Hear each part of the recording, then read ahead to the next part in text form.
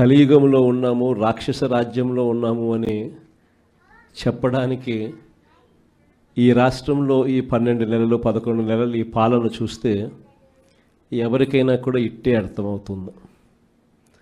అంతటి దారుణమైన దుర్మార్గమైన పాలన మనం చూస్తూ ఉన్నాం.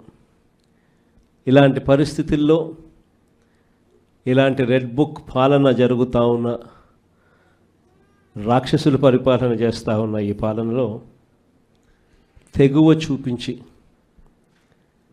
నిబద్ధతతో నిలబడి విలువలకు విశ్వసనీయతకు పెద్దపీట వేస్తూ రాజకీయాలంటే అయ్యా చంద్రబాబు నీ మాదిరిగా చేయడం రాజకీయాలు కాదు, ఎంపీటీసీలమైనా కౌన్సిలర్లమైనా మమ్మల్ని చూసి నేర్చుకో, ఇది రాజకీయం అంటే అని చెప్పి